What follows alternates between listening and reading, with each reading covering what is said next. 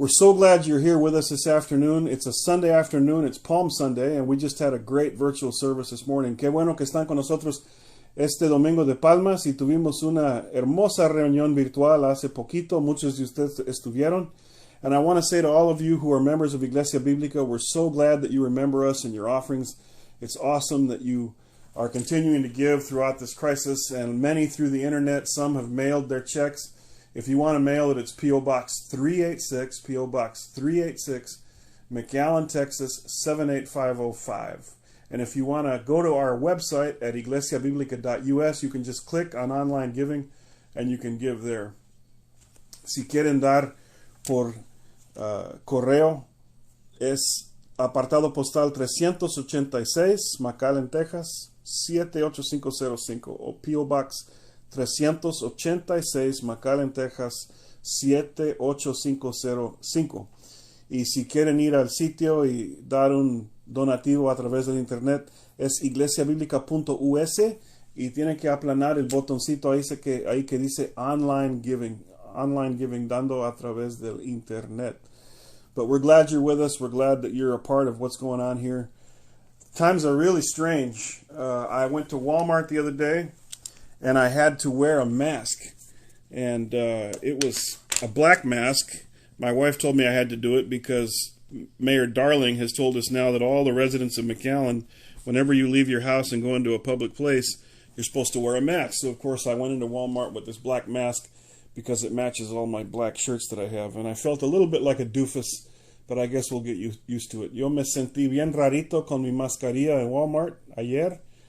Pero según el orden de nuestro alcalde, ahora cada vez que tenemos que salir de la casa, tenemos que poner mascarilla para proteger a nosotros y a los demás de esta enfermedad, de este coronavirus. Entonces puse la mascarilla y me sentí como tonto, pero pues tenemos que hacer lo que tenemos que hacer. También las hermanas de la iglesia están haciendo usando materia para producir mascarillas. La esposa de David Dan, Margarita, me dio esta mascarilla hace poquito. Es otra mascarilla negra. Y mi esposa tiene materia. Si quieren contactar a ella, si quieren ayudar en eso.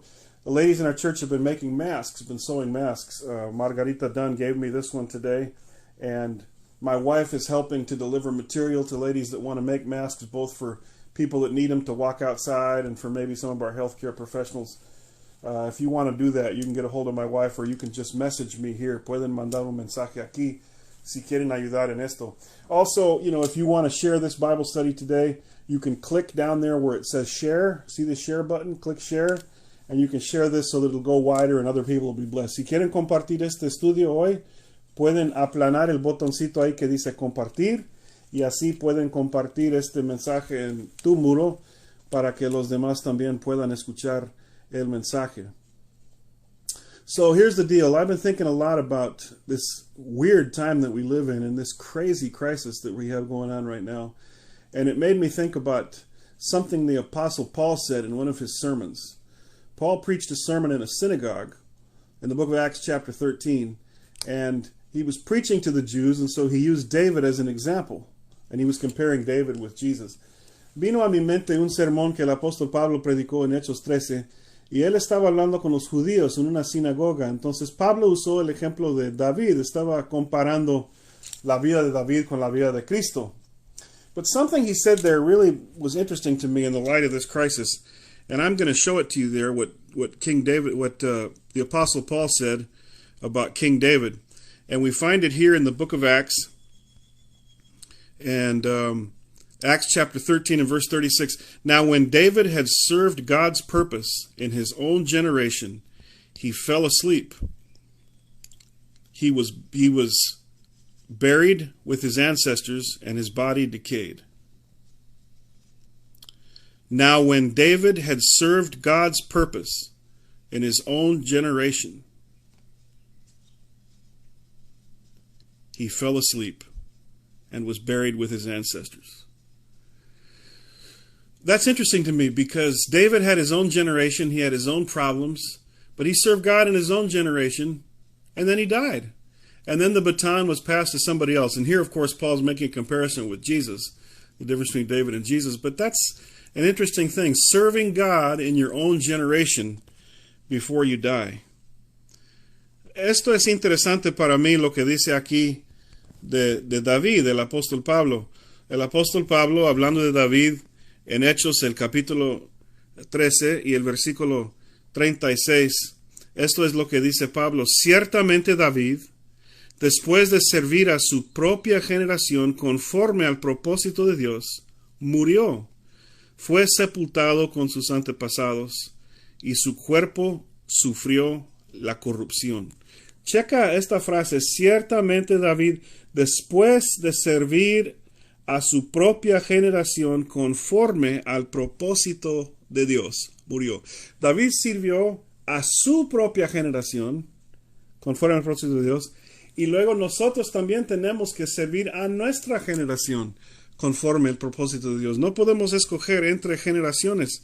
Nosotros también tenemos que servir a Dios en medio de este ambiente donde nos encontramos ahora, este ambiente raro, donde nos encontramos del coronavirus y de mascarillas y de mucha confusión, y a lo mejor uno puede decir: ay, ¿por qué me tocó ese tiempo? ¿Por qué me tocó esta generación? Bueno, es un privilegio servir a nuestra generación. For some reason, God has chosen to put you and to put me into this generation. This time of coronavirus and chaos and masks and shelter-in-place orders from the governor, God's chosen to put us in this generation, and this is the generation that we're supposed to serve. We don't get to pick which generation we serve. So I was thinking about this, and I thought about my ancestors. My father's dad, his name was A.B. Ost, and A.B. Ost was a covenant evangelist in the Midwest, a preacher for many years. And then at the age of 57, he came down to the valley, followed some migrant workers, and began to minister to Mexicans, learned Spanish, taught himself Spanish, and started many churches in Mexico. A.B. Ost. He served his generation with the purposes of God. Fue mi abuelito, el papá de mi papá, A.B. Ost, fue evangelista en el lado norte de los Estados Unidos por muchos años, y luego, después de los 57 años de edad, vino aquí al Valle de Texas para ministrar a los mexicanos. Aprendió el español y luego fundó muchas iglesias en México. Él sirvió su generación conforme a los propósitos de Dios. And then he went to be with Jesus, and we buried his body here in Mission. Y luego se fue con Cristo y sepultamos su cuerpo acá en Mission. Pero ya está con Cristo, but he's with Jesus. Él cumplió su propósito con su generación. He finished his purpose with his generation. Well, here's another guy. This is my mom's father. We're writing a book about him. This is Pastor John Rivenus. He was a pastor in northwestern Minnesota in Karlstad for many, many years. Had a radio broadcast in English and in Norwegian. Served God and his generation with God's purposes for many, many years in northwest Minnesota. Left a rich legacy of faith in God. And then he went to be with Jesus, and we buried his body in Karlstad, Minnesota. Este señor es mi abuelo, el papá de mi mamá, John Rivenus. Estamos escribiendo un libro de su vida. Él fue un pastor por muchos años en el noroeste de Minnesota, del estado de Minnesota, de los Estados Unidos. Un pastor por muchos años. También tenía un programa de radio en inglés y en noruego. Era un inmigrante de Noruega y sirvió su generación conforme a los propósitos de Dios. Y luego se fue con Cristo. Murió y lo sepultamos allá en Minnesota, en la ciudad de Karlstad. Y finalmente, cuando pienso en gente en mis antepasados, pienso obviamente y por supuesto en mi papá Juanito Ost. And of course, when I think of my personal ancestors and their serving God, I have to obviously focus on my own father, John Ost. Fue pastor, misionero, evangelista por muchos años. Sirvió a Dios con fidelidad. Dejó un legado hermoso para todos nosotros. He was a faithful pastor, evangelist, missionary for many years here in the Rio Grande Valley. He left an incredible legacy as a pastor, as a dad. Y sirvió a su generación conforme al propósito de Dios en su vida y luego se fue con Cristo y lo sepultamos acá en Mission.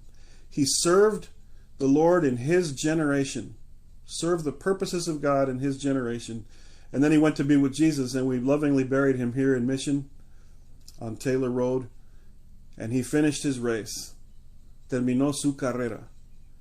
But we can't be a part of his generation. No podemos ser parte de su generación. Su trabajo ya terminó. Why do I say this? ¿Por qué digo todo esto? Porque nos toca a nosotros estar aquí en nuestra generación. Nos toca a nosotros.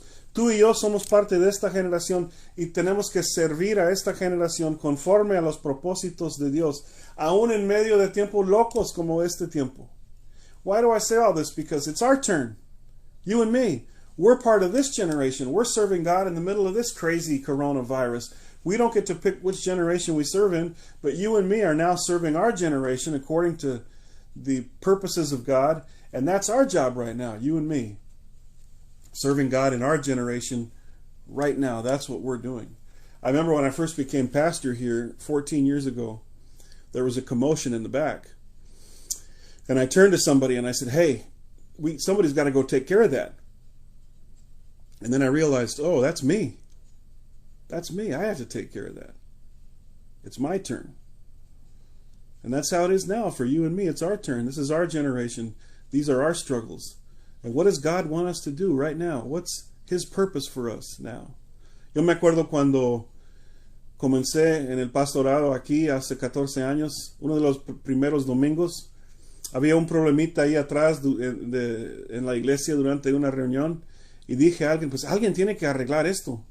Y luego, como dicen en México, se me cayó el 20. Oh, yo tengo que arreglar esto. Me toca a mí. Ahora es mi generación. ¿Y saben qué? Nosotros somos las manos de Cristo.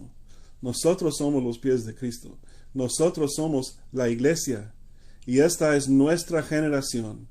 Y debemos de servir a nuestra generación conforme a los propósitos de Dios. You know what? You and me are the hands of Jesus. You and me are the feet of Jesus. We are the church, you and me. And we have to be able to serve our generation according to the purposes of God, just like David. Well, I hope you take care of yourself. I hope you're going to be doing well. We'll see you again tomorrow at 2 o'clock, and then tomorrow night at 7, we're going to have a prayer meeting on Zoom. Cuídense, y mañana nos vemos a las 2 aquí también, y a las 7 tenemos una reunión de oración en conferencia de video, y vamos a poner el link ahí en la página de la iglesia mañana. We'll put a link maybe by tomorrow on the church Iglesia Bíblica Facebook page about how you can reach that prayer meeting that we're going to have. Dios les bendiga. Nos vemos otra vez mañana. God bless you. We'll see you again tomorrow.